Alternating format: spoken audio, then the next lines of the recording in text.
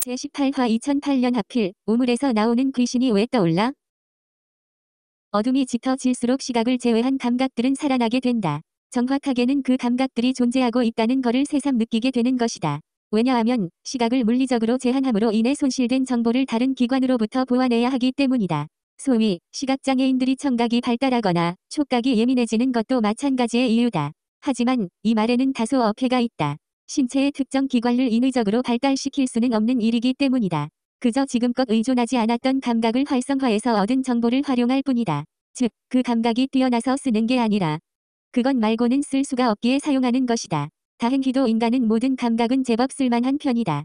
다만 누군가는 하나의 감각만으로 대부분의 정보를 얻을 뿐이고 어떤 이는 여러 감각을 동시에 이용해서 정보를 얻을 뿐이다. 이를테면 그림을 사실적으로 그릴 수 있는 사람과 추상적으로 그릴 수 있는 사람이 있는 것처럼 말이다. 표현 방식이야 어찌되었건 그림을 그릴 수 없는 감각을 지닌 인간은 존재하지 않는다. 그런 감각들이 인생을 살아가다 보면 절실히 필요할 때가 있다. 때때로 자신의 능력 이상을 요구하는 환경에서 사용할 것을 강요받을 때도 있다. 진학을 위한 준비든 취업을 위한 시험이든 결혼을 위한 고백 같은 상황에서 말이다.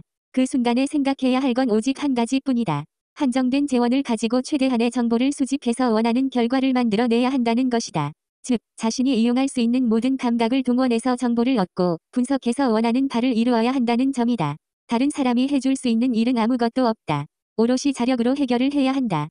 극단적으로 칠흑 같은 어둠 속을 홀로 헤매게 되는 순간에는 말이다. 무엇이든 혼자서 해내야 한다. 그러나 막상 그런 상황에 처해지면 쉽게 갈피를 잡지 못할 수밖에 없다. 당연한 일이다.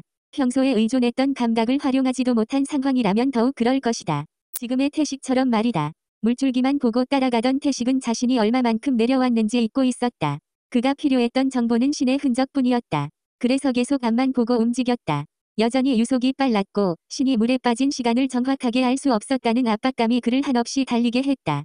그렇게라도 하지 않으면 미칠 것 같은 태식이었다. 그런데 조금 더 달리다 보니 유속이 점차 느려지고 있었다.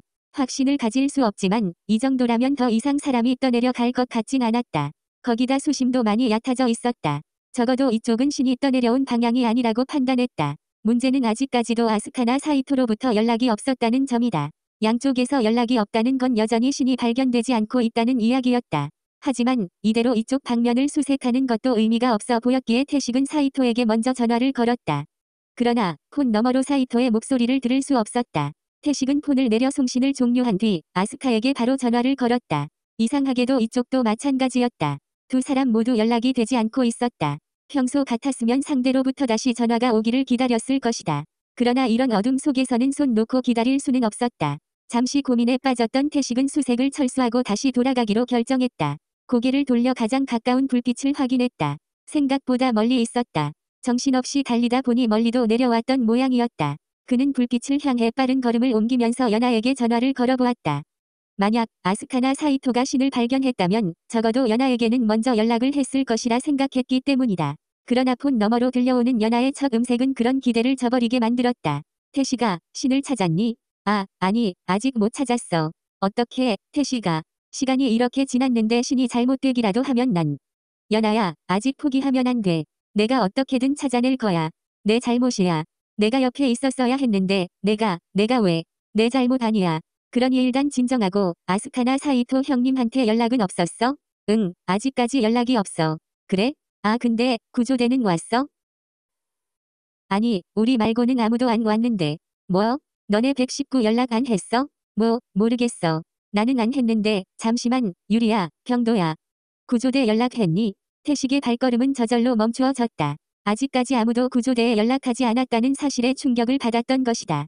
다들 경황이 없었다고는 하지만 남아있던 사람들이 몇 명이나 있는데 막연히 기다리고 있었다는 사실에 화가 치밀어 올랐다. 그러나 지금 화를 내서 해결될 문제는 하나도 없었다. 태식은 화를 사기며 침착하게 연하에게 지시를 했다. 연하야, 일단 전화를 끊고 구조대를 불러. 애들 시켜서 인근 주민들에게도 도움을 청하고. 어떻게? 난 누가 구조대를 부른 줄 알고. 그래, 그럴 수 있어. 그러니까 지금이라도 움직여야 해. 바로 구조대에 연락을 해. 응, 알겠어. 다시 연락할게. 태식은 폰을 내리며 재차 빠른 걸음으로 걸었다. 다들 처음 겪는 일이라지만 안일하게 대처하고 있는 모습에 아연실색할 수밖에 없었다. 모두 두들겨 패버리고 싶었다. 특히 병도 이놈의 자식이 이를 수습할 생각을 안 하고 방관하고 있었다는 점에서 분노를 삭일 수 없었다. 병도를 만나면 죽여버리겠다고 태식은 마음먹었다. 생각하면 할수록 열받는 일이었다. 병도는 어리숙한 면이 있으니까 그렇다 치더라도 연하도 그렇고 특히 유리가 이렇게 행동할 줄은 몰랐다. 매사에 그렇게 똑 부러지는 아이가 왜 지금 같은 상황에서 가만히 있는지 이해할 수 없었다. 사실 태식은 유리를 처음 봤을 때 호감이 갔었다. 외모는 두말할 것도 없었고 그녀가 하는 말투며 행동이 똑 부러져서 끌렸던 것이다. 유리는 자신이 내린 결정에 대한 강한 자신감과 그것이 옳았음을 증명하는 성과에 이르기까지 태식은 무척이나 마음에 들었었다. 태식은 지난 대학체육대회에서 학과 대표로 축구를 했던 기억이 떠올랐다. 그때 상대 놈이 소림축구를 하듯 과격한 태클을 했고 태식은 피하려다 넘어지며 팔이 탈골되었었다. 그때 응원단장을 맡고 있던 유리가 경기장에 난입하며 태클을 걸었던 상대를 박살내버렸다. 그녀는 지만의 계열사 중 하나의 로펌을 운운하며 상대를 겁에 질리게 만든 것이다. 그 모습을 본 태식은 멋있다고 생각했고 유리에게 마음을 전할 방법을 고심하고 있었다. 하지만 용기 있는 자는 병도였다. 결국 유리는 태식의 마음을 모른 채 병도의 여친이 되었다. 어쨌든 그렇게 처세에 확실한 면을 보이던 유리를 떠올리면 진작에 구조대를 부르고도 남음이 있었을 것이다.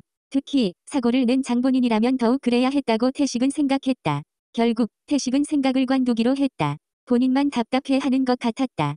무조건 이 상황을 잘 마무리하고 난 뒤에 그 다음에 모두를 모아놓고 불같이 잘잘못을 따져가며 화를 내기로 했다. 그러므로 지금은 앞으로만 달렸다. 숨이 턱에 차오를 때까지 달리자 가로등이 비추는 도로가 보였다. 문제는 현재 위치와 도로의 낙차가 몇 미터는 좋게 되어 보였다는 점이다. 아무리 태식이 운동신경이 좋아도 자력으로 올라갈 방법이 없었다.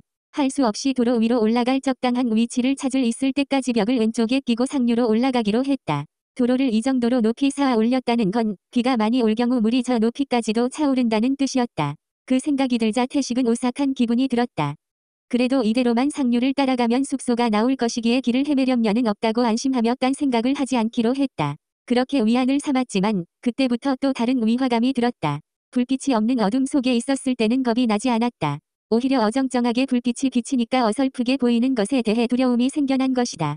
다 큰 사내가 이런 걸로 무서워하면 안 된다고 생각했지만 그건 바보 같은 소리였다. 야심한 시간, 낯선 공간에 홀로 걸어간다는 건 누구라도 공포스러운 일이었다.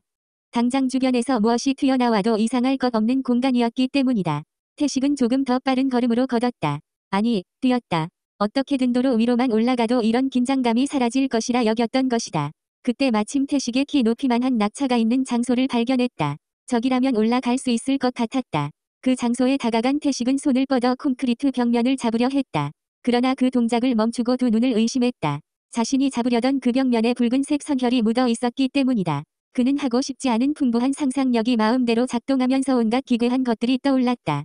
왜 하필 우물 속에서 기어 나오는 처녀 귀신이 떠올랐는지 모르겠다. 그래, 차라리 그 귀신이 예쁘게 생겼다고 믿기로 했다. 아니, 그 가슴 큰 학생을 떠올리는 것이 나을 것 같다. 오늘 아침에 만났을 때 고백이라도 했어야 했는지도 모르겠다. 실습생이었으니까 이제 어디로 갈지 다시 만날 수는 있을지도 모른 채 헤어졌었다. 아침까지만 해도 몰랐지만 상황이 이렇게 되고 보니 무엇이라도 해볼 거리라는 절실함이 들었다. 그 학생의 얼굴이 떠오르지 않았다. 머리를 말아 올린 사과 머리에 간호사 복장이 유난히 잘 어울렸고 붉은색 핏빛 입술이 예뻤다. 핏빛이라는 단어와 눈앞에 보이는 핏자국이 겹쳐지자 다시 소름이 돋았다. 태식은 대체 무슨 생각을 하고 있는지 몰랐다. 고백이고 나발이고 등줄기를 타고 흐르는 소름을 멈출 방법이 없었다.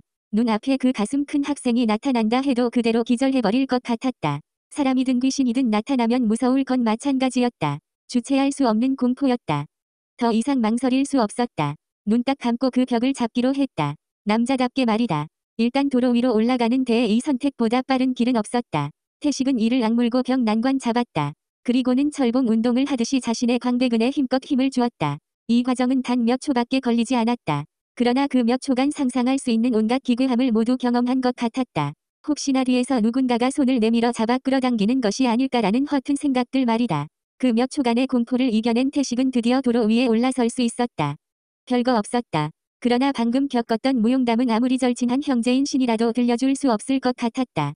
여자들은 잘 모르겠지만 남자들은 이런 혼자만의 망상으로 겪게 되는 창피한 경험이 제법 많은 편이다. 인생을 살아가다 보면 뭐 이런 일이 있을 수 있지라는 걸로 합리화를 시킬 수 없는 최상급의 쪽팔림 말이다. 다른 사람도 아니고 귀신 잡는 해병이라 자부하는 해병대 출신 태식에게는 인생의 오점 같은 일이었다. 그는 목에 칼이 들어와도 죽어도 절대로 아무에게도 말하지 않겠다고 다짐했다. 그렇게 정신을 차리고 앞을 보니 가로등 빛이 환하게 비추고 있었다. 이제 무엇이든 잘 보이게 되었다. 그러자 새로운 공포가 시선을 강제로 끌어당겼다. 이번에는 망상 따위가 아니라 현실이었다. 태식의 눈동자에 담기고 있는 시각 정보를 의심할 수 없었다. 그는 자신이 낼 수 있는 최대 성량으로 소리를 질렀다. 피를 흘리며 쓰러져 있는 남자가 듣길 바라며 말이다. 사이토 형님,